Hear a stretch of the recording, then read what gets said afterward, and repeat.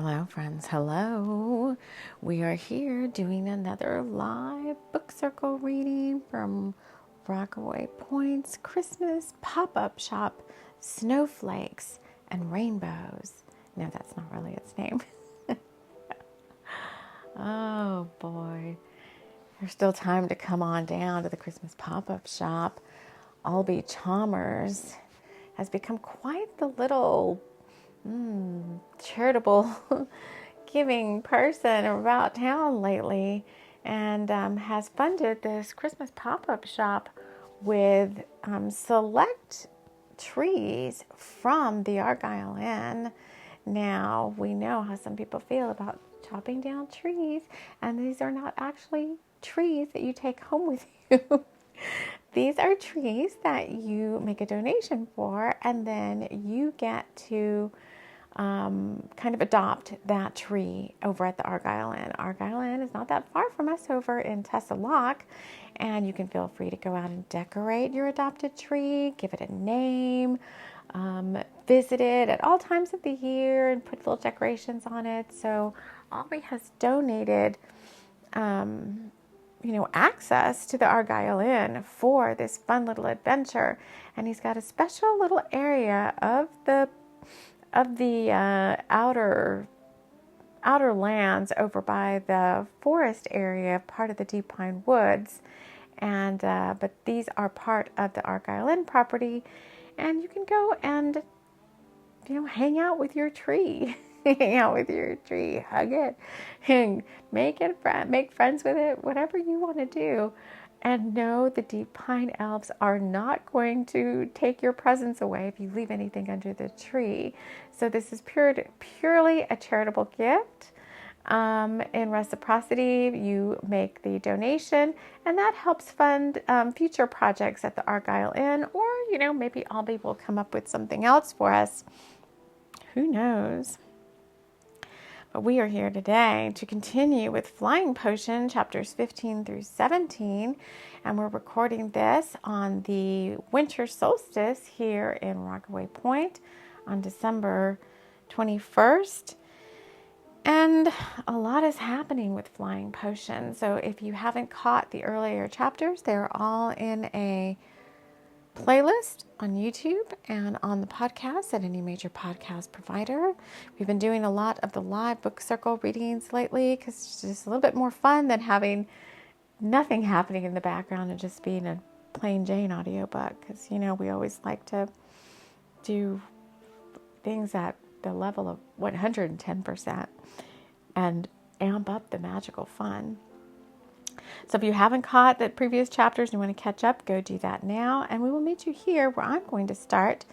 I'm sitting here by the by the hot chocolate and the gingerbread people and the fun little cotton candy machine where Alby himself is dressed today as Santa Claus and is making us some Christmas-shaped cotton candy treats. So we've got snowmen and Christmas trees as the shapes of these cotton candies, dyed color to match. It's very interesting.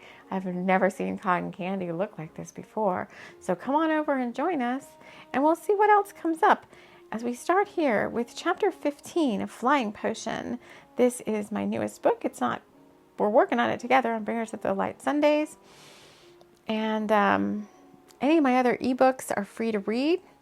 Google Books, Apple Books, Barnes & Nobles, and my Smashwords publisher.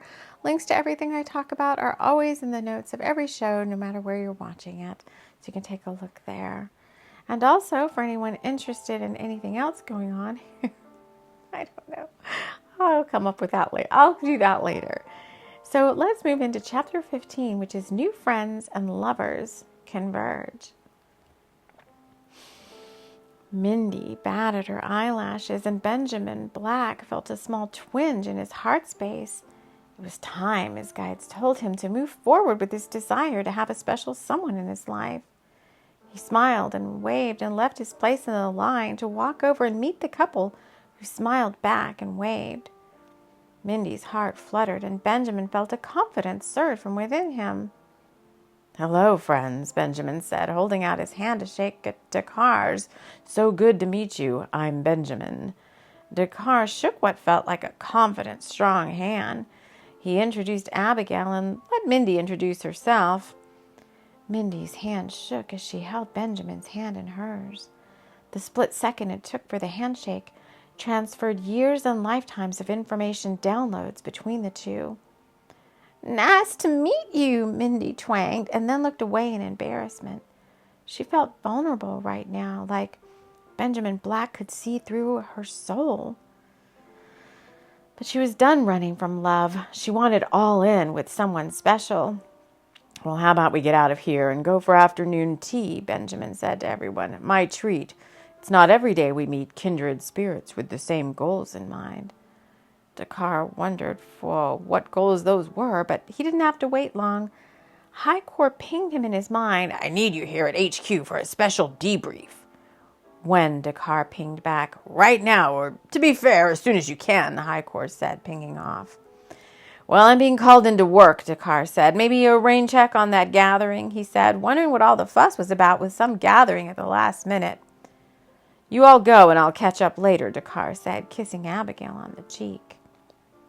Mindy, Abigail, and Benjamin decided to meet up at the new High Tea Hangout, a dark academia-themed tea experience around the idea of the fairy realms.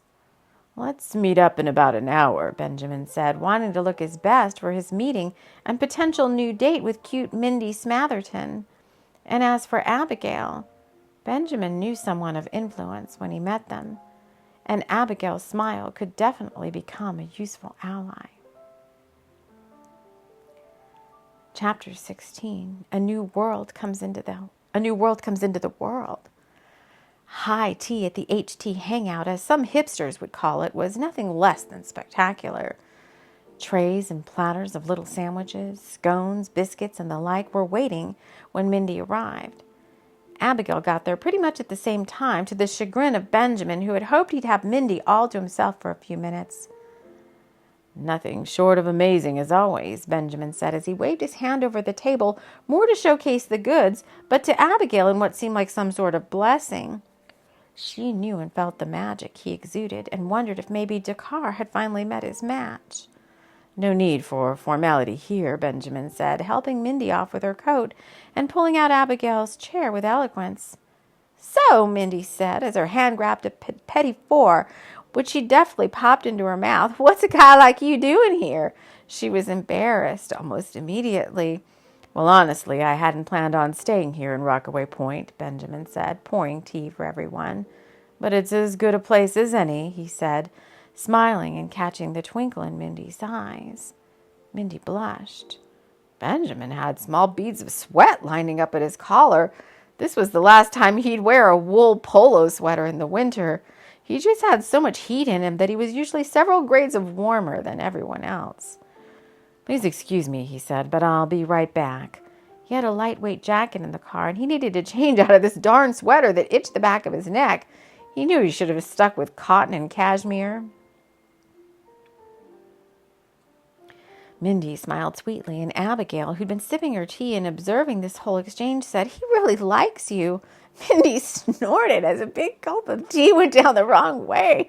"You think so?" she blushed. "I do," Abigail said, setting down her cup. "I'm a little bit of a third wheel here, so I'm going to see you later." She stood up to put her coat on, but not before Benjamin returned with a small white rose for each girl. Mindy looked at the flower and immediately sneezed. Abigail accepted the rose and then made the excuses necessary so she could slip away and leave the two to talk. "Benjamin, thank you for a lovely tea break. And Mindy, I'll see you later for our meeting at the chai house," she asked. Yes, of course," Mindy said, standing to lightly embrace Abigail. "I can't wait to meet everyone." And just like that, like a snap, new timelines had been opened up. New friends, new lovers, potentially, and a whole new set of circumstances to take care of. The world had come full circle, and the intense amount of new beginnings was not lost on Abigail's smile. let me stop right here because these chapters are going rather quickly, so I can let you know of several things going on right now that you might want to take advantage of. The Chai House Tea Bar baristas are here. I know we have hot chocolate graciously supplied by Alby Chalmers, but we have our baristas here, and they're making any type of Chai House drink that you might desire for a small donation, again, to the Save the Wharf Foundation. We are really trying to modernize the wharf and the whole experience of going down to the beachfront at Rockaway Pointe. So any small donation will help. We have already updated and upgraded the seawall. That's very important when those huge storm surges and swells come in.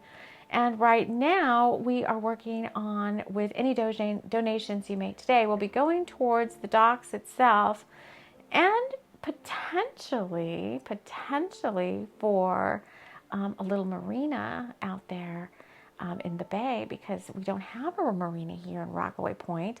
We do in Tessa Lock, but who wants to drive all the way to Tessa Lock to moor your boat? And we know quite a few Rockaway Pointe residents who have little sailboats, schooners, and all manner of marine boats, marine equipment. And so, that's in the cards, I think, for Rockaway Pointe. So visit the Chai House Tea Bar stand over here at the pop-up and see what kind of fun drink might be made for you. This is Chapter 17, Dakar's new assignment. Dakar arrived at HQ as fast as the astral travel lanes would allow. He had gone home to astral project rather than going to HQ directly. He felt a little worn out after all the holiday activities, and this would be faster. His holographic presence stood before the bringers of the light High Council as Highcore rose to address the council. Esteemed colleagues and members, we come here to acknowledge this agent of the light, Highcore said, asking Dakar to step forward. So this wasn't some emergency thing. He seemed to be getting some sort of special recognition, Dakar thought, as his physical form grew more tired, laying down in the salt circle he had made around himself. Dakar, otherwise known as the Cat, Highcore said with pride, has run his 100th mission as of last night. And because of this, and due to the outstanding results he has achieved, I recommend that he be upgraded to status level 1541. Highcore paused for a reaction. The council members spoke amongst themselves as an image of Dakar working in the dark realms on all his 100 missions flashed on the big screen at the front of the room. Our esteemed agent has brought in many dark agents and is to be commended on his aplomb and his courage in many battles. Highcore held up his hand. Now, before you get all excited about this, he turned to Dakar, we need to make you aware of what you're signing up for. Status level 1541 was not for the faint of heart. Dakar had heard mention of it many times, but only the elite of the elite agents reached this level of recognition. Status level 1541, Highcore continued, comes with many dangers, but also many perks, of which we would like to reassign you to a new location on the planet. You've done all you've needed to in Rockaway Pointe. Dakar bristled slightly. What? Leave Rockaway Pointe? What about Abigail? His home, his friends? Highcore continued, and before you get concerned about Abigail and all your trappings in that town, let me add this. He paused again to look at the council members. Each one gave their approval with a nod. Well, it's been decided, Highcore said. Status level 1541 is yours if you want it. We'll give you 48 hours to review your dossier packet. This packet contains the details of your assignment, along with all the options of your relocation. Should you choose to accept this upgrade status, you only need to let me know and the wheels will start turning. Dakar didn't know what to think. A work upgrade? Status 1541 was off planet. He'd need to be gone for longer periods of time. Dakar stepped forward and thanked the council. Thank you, colleagues, for this recognition. It is greatly welcomed. However, I must review the status upgrade packet and let you know. he paused to clear his throat. "This brings with it great change and upheaval in my life." Master Hilarion spoke. "With great change comes great rewards." Yes, of course, Dakar said, "and I'm deeply grateful for this opportunity. I'll let you know within 48 hours if I'm able to accept this esteemed invitation." And with that, the council secretary closed the meeting. High Court gave Dakar a glance that almost seemed to say, "You better take this." Then High Court excused himself as Dakar woke from his travels. He didn't know what to think as he swept the salt circle away, disposing of the used salt outside in the backyard. He went in to take a look at the upgrade packet as thoughts of Abigail and Rockaway Pointe flooded his mind. Well, he could sit with it for a few hours. He was wanting to open the packet, but rather felt a need for a hot toddy and a seat by the fire. How was he going to tell Abigail? Well, first things first. He would look at all his options, and then time to contemplate them was what he really needed right now.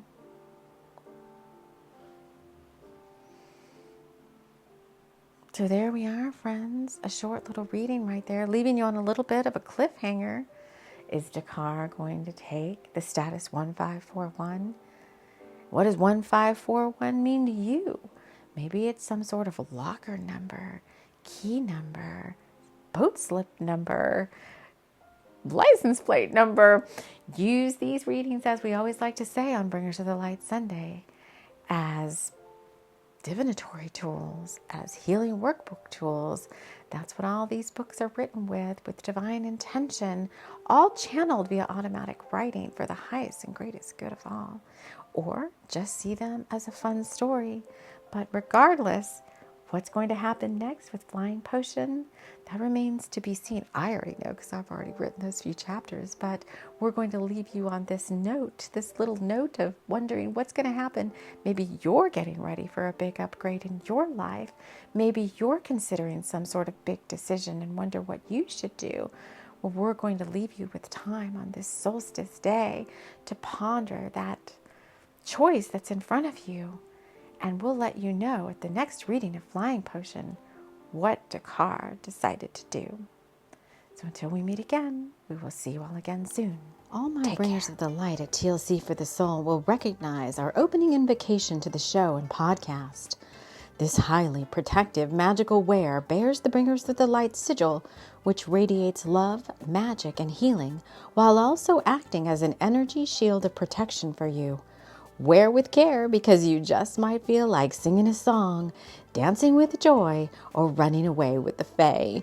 Wrapped in love light and light love sigil wear, available at our TLC for the Soul Redbubble merch shop. Thank you for listening, and take care.